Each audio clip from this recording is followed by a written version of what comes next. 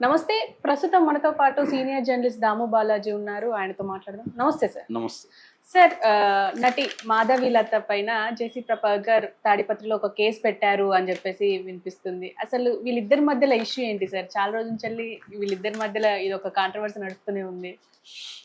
మాధవీలత, జేసీ ప్రభాకర్ రెడ్డి ఇద్దరు కూడా మీడియా వాళ్ళు యాక్టివ్గా ఉంటారు, ప్రోయాక్టివ్. సో మామూలుగా జేసీ ప్రభాకర్ రెడ్డి అంటేనే మనకి నోటిదోలు గుర్తొస్తుంది. ఆయన ఏ ప్రభుత్వం ఉన్నా ఆయన నోటికి అదుపు అడ్డు ఏమి ఉండదు. ఆయనకి ఏంటంటే అలా పెరిగాడు ఆయన. ఆయన వేరే రకంగా మాట్లాడలేడు. ఆయన బూతులు లేకుండా చాలామంది ఏంటంటే అలవాటు అయిపోతుంది వాళ్ళకి బాలకృష్ణకి బూతులు లేకుండా ఆయన ఒక సెంటెన్స్ కూడా క్లియర్గా మాట్లాడలేడు. అందుకనే ఆయన పబ్లిక్లో మైక్ ఇస్తే మాటలు తడబడతాయి. కారణం ఏంటంటే ఆయన బూతులు మధ్యలో పడాలి, పడకపోతే ఫ్లో రాదు. అందుకని ఆయనకి ఇబ్బంది అనమాట. అదే షూటింగ్ పోయినామంటే మనం చూస్తే ఆయన ఎట్లా మాట్లాడుతుంటాడో అర్థమవుతుంది. సో అది అలవాటు అయిపోయింది. ఒకప్పుడు సినిమా రంగంలో కూడా బూతులు అనేవి మామూలు కామన్. నాకు లాంగ్ బ్యాక్ ఒక హీరో చెప్పాడు, డైరెక్టర్ కథ చెప్పేటప్పుడు ఆ హీరోకి ఈ హీరోనే బూతులు చెప్తూ కథ చెప్తాడంట. అంటే పలాని నా కొడుకు సార్ ఇలా వస్తాడు సార్ అని ఒక బూత్ వేసి చెప్తాడు అనమాట. అంటే అది వీళ్ళకి కూడా ఆర్ట్గా ఉండేది కాదు. నన్ను తిడుతున్నట్టు కదా అనుకునేవాళ్ళు కాదు, వీళ్ళు కూడా ఎంజాయ్ చేసేవాళ్ళు. అలా అది నార్మలైజేషన్ అంటాం కదా, బూత్ అనేది ఒక నార్మలైజేషన్లోకి వెళ్ళింది అప్పట్లో. తర్వాత ఈ ఫెమినిస్ట్ ఉద్యమాలు, దళిత ఉద్యమాలు ఇవన్నీ వచ్చినాక మీ బూతుల్లో మమ్మల్ని తిడుతున్నారు అని స్త్రీలు, మమ్మల్ని తిడుతున్న దళితులు లేకపోతే ముస్లిమ్స్, ఈ అస్తిత్వ ఉద్యమాల గట్టిగా రావడంతో ఇప్పుడు అవన్నీ అసలు బూతులు మాట్లాడడం కరెక్ట్ కాదు అన్న అభిప్రాయం అన్న జనంలోకి వచ్చింది. సో ఒకప్పుడైతే పబ్లిక్గా మాట్లాడారు. రెండోది ఏంటంటే మీడియా వచ్చినాక కూడా అన్నీ రికార్డ్ అయిపోతాయి కదా. ఇప్పుడు అంతకుముందంటే న్యూస్ పేపర్లే కాబట్టి వాళ్ళందరూ రాయరు, బూతులు మాట్లాడచ్చు ప్రెస్తో కూడా. ఇవాళ ఏంటంటే ప్రతిదీ రికార్డ్ అయిపోతుంది కాబట్టి కొంత భయం అనేది జనంలో కొంతవరకు ఉంది. సో కానీ జేసీ దివాకర్ రెడ్డి లాంటి వాళ్ళు, ప్రభాకర్ రెడ్డి లాంటి వాళ్ళకి ఆ భయం కూడా లేదు. ఏదైతే అయిందని మాట్లాడేస్తారు వాళ్ళు. ఎందుకంటే వాళ్ళ ప్లేస్లో వాళ్ళని ఎవరు డిస్టర్బ్ చేయలేరు. పవర్లో ఎవరున్నా వాళ్ళనేమి వాళ్ళ భాషలో పెక్కలేరు. సో కాబట్టి మహా అంటే కేసులు పెట్టగలరు, అంతకంటే ఏం చేస్తారు? కేసులు పెడితే ఏముంటుంది, జైలు మేనేజ్ చేసుకుంటాం, పోలీసులు మన వాళ్ళే, జడ్జిల్ని మేనేజ్ చేస్తాం అన్న దీంట్లో వాళ్ళు ఉంటారనమాట. అంటే టర్ఫ్స్ అంటారు. టర్ఫ్ అంటే వాళ్ళ సామ్రాజ్యం. ఆ సామ్రాజ్యంలో వాళ్ళే రాజులు. ఇంకా పైన ఏ రాజు ఉన్నా కూడా వీళ్ళని డిస్టర్బ్ చేయలేడు. వీళ్ళు కప్పం కావాల్సి ఉంటే కడతారు, అంతవరకే. సో అలాగా ఒక సామంత రాజుల్లాగా, ముఖ్యంగా పాలెగాళ్ళ స్వభావం కూడా రాయలసీమలో ఉంటుంది. పాలెగార్స్ అని చిన్న చిన్న రాజులు ఉండేవాళ్ళు ఒకప్పుడు. ఆ పాలెగార వ్యవస్థని బ్రిటిష్ ప్రభుత్వం రద్దు చేసినప్పటికి కూడా పాలెగారు మైండ్ సెట్ అనేది ఉండిపోయి ఉంటుంది, ఈ నేరో మైండ్ సెట్ అంటాం. సో అలాగా ఈ మనకి చాలామంది బూతులు మాట్లాడే వాళ్ళు ఉన్నారు. అందులో ఈయన ఓపెన్గా కెమెరా ముందు కూడా మాట్లాడేసిన అనేక సందర్భం ఉంది. ఆయన నా కొడకల్లారా అనకుండా తిట్టలేరు ఎవరిని. వాళ్ళు మనవాళ్ళు అంటే మన ప్రభుత్వం అధికారులైనా అలాగే తిడతాడు ఆయన. అక్కడ తరతమ భేదం కూడా లేదు ఆయన. సో ఈ కాంటెక్స్లో ఏంటంటే, కానీ అక్కడ ఆయనకి మంచి పేరు కూడా ఉంది. ఎక్కడ తాడిపత్రిలో దాన్ని క్లీన్గా ఉంచాడని, అభివృద్ధి చేయించాడని ప్రజల్లో. అంటే ఒక ఫీడల్ బెనవలెంట్ అంటారు. ఫీడల్ బెనవలెంట్ లార్డ్ అంటే ఫీడల్ లార్డ్ లాగా ఉంటాడు. తను అనుకుంటే మంచి చేస్తాడు, మంచి చేసినప్పుడు వాళ్ళు తనకు లాయల్గా ఉండాలి, తన మాట వినకపోతే వాళ్ళని శిక్షిస్తాడు. ఇది ఫీడల్ బెనవలెంట్ లార్డ్కి ఉండే లక్షణాలు. అవన్నీ వీళ్ళకు ఉంటాయి. ఈయనకు కూడా అలాంటి లక్షణాలు ఉన్నాయి. సో ఈ క్రమంలో ఆయన ఏం చేశాడంటే, మొన్న డిసెంబర్ 31, 2024లో అక్కడ ఉండే మహిళలకు అందరికీ జేసీ పార్క్ అని ఉంది ఆ ఏరియాలో. వాళ్ళందరినీ 30,000 మంది ఎంతమంది నాకు కరెక్ట్గా ఫిగర్ ఐడియా లేదు, మొత్తాన్ని కొన్ని వేల మంది స్త్రీలను అక్కడ పిలిచి వాళ్ళకి పార్టీ ఇచ్చాడు. స్త్రీలు అదే ఒక నిజానికి ఇంట్రెస్టింగ్ ఆస్పెక్ట్. స్త్రీలందరూ ఎందుకు మగవాళ్ళే పార్టీలు చేసుకోవాలి? ఈ మధ్య కాన్సెప్ట్ పెరిగింది కూడా కదా, పబ్బుల్లో కూడా ఓన్లీ 1 డే ఫర్ ఉమెన్ అని పెడుతున్నారు వీక్లో. నేను ఇప్పుడు 20 ఏళ్ళకు ముందు బెంగళూరులో చూసాను అది, ఆ కాన్సెప్ట్.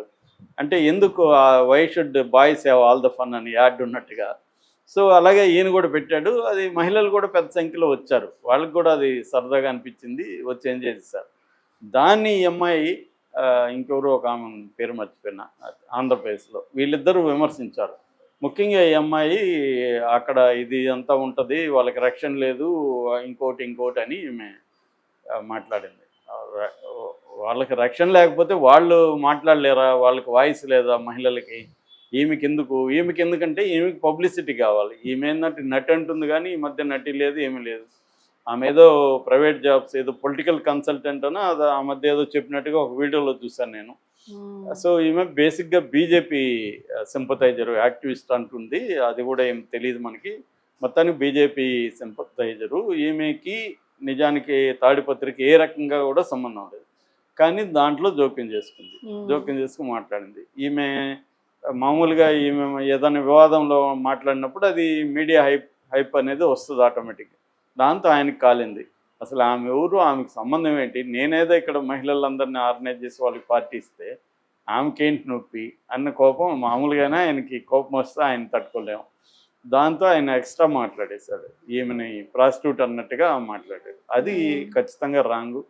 ఆమె చెప్పిన దాన్ని విమర్శించవచ్చు. ఆమెకేం సంబంధం, నేను ఇలా చేస్తున్నాను, ఇక్కడేమి సెక్యూరిటీ ఇష్యూస్ ఏమి లేవు, అందరూ మహిళలంతా హ్యాపీగా వచ్చారు, పార్టీ చేసుకొని హ్యాపీగా ఇళ్ళకి వెళ్ళారు, దీంట్లో ఏమీ ఇష్యూ లేదు, ఆమెకు సంబంధం ఏందనేది మాట్లాడితే బాగుండేది. కానీ అలా మాట్లాడితే జేసీ ప్రభాకర్ రెడ్డి ఎందుకు అవుతాడు?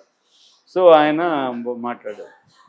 దాంతో విమర్శలు పెద్ద ఎత్తున వచ్చాయి. దాంతో ఆయన కూడా రిలీజ్ అయ్యి నా తప్పు, నేను ఆవేశంలో మాట్లాడేశాను, అలా మాట్లాడాల్సింది కాదు అని కూడా ఆయన కెమెరా ముందు చెప్పాడు. కానీ ఆయన సారీ చెప్తే కూడా తిట్టినట్టే ఉంటుంది మామూలుగా. అట్లా అదే సారీ ఏదో నిజంగానే బాధపడి సారీ చెప్పినట్టుగా ఉండదు. దాంతో ఏమై సాటిస్ఫై కాకుండా ఏం చేసింది, ఏమై నిజంగానే హర్ట్ అయింది. హర్ట్ అవడంలో కూడా ఆశ్చర్యం లేదు. తను ఏ పర్పస్ చేస్తున్నా తనని అలా మాట్లాడడం రాంగ్. ఒక ఉమెన్గా మగవాళ్ళని అయితే అలా అంటారు కదా, వీడు మేల్ ప్రాస్టిట్యూట్ అంటారు కదా, స్త్రీలను మాత్రం ఎందుకు లైంగికంగా వాళ్ళని ఈ ఆస్పెక్ట్ స్త్రీల విషయం వచ్చేటప్పటికి మాత్రం ఈ సెక్సువాలిటీ ఇష్యూనే తీసుకొస్తారు. అదే మగవాడు 100 మంది అఫైర్లు ఉన్నా కూడా, మొన్న చూడు అతను ఎవరు, కిరణ్ రాయల్, నాకు 100 మందితో ఉందని చెప్తున్నాడు. నీకు తెలిసింది కొంతమంది, నీకు తెలియని వాళ్ళు బోల్డ్ మంది ఉన్నారని గర్ల్ ఫ్రెండ్కి చెప్తున్నాడు. అది గ్రేట్గా చెప్తున్నాడు అతను. అదే ఉమెన్ ఏమో అవతల ఆమెని నీచంగా చూడడం అనేది ఇప్పటికీ మన సమాజంలో పేట్రియార్కల్ సమాజం కాబట్టి ఇప్పటికి స్త్రీలకి అఫైర్లు ఉంటాయి, ఆమెకు అనేక చెడ్డ పేర్లు ఉంటాయి. మగవాళ్ళకు ఉంటేమో రెస్పెక్టెడ్ అని, గొప్పోడని, గ్రేట్ అని ఇలాగా సూపర్లేటివ్సే వాడతారు. సో ఈ కాంటెక్స్లో అతను మగ అహంకారం అతనిలో కూడా ఉంది కాబట్టి ఈమెను అటాక్ చేస్తాడు. ఈమె నేచురల్గా హర్ట్ అయింది. దాంతో ఈమె మాకి కూడా కంప్లైంట్ ఇచ్చింది. కానీ మా అనేది ఏం చేస్తుంది, వాళ్ళు కంప్లైంట్ తీసుకొని ఏం చేస్తారు, వాళ్ళు పెద్ద చేసేది ఏమి ఉండదు.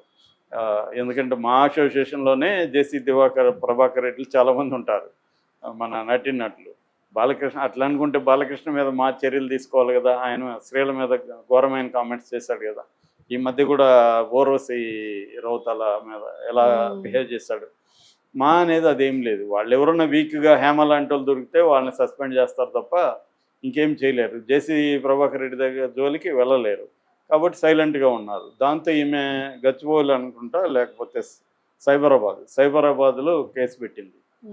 వాళ్ళు ఎఫ్ఐఆర్ కూడా రిజిస్టర్ చేశారు సైబర్ క్రైమ్లో. ఎందుకంటే ఇది ఐటీ యాక్ట్ కింద కేసు పెట్టారు. సో దీనికి ఇప్పుడు వీళ్ళు పోలీసులు నోటీసులు పంపించడం అవన్నీ చేస్తారు కదా, అంతకంటే ఏం జరగదు ఇటువంటి కేసుల్లో.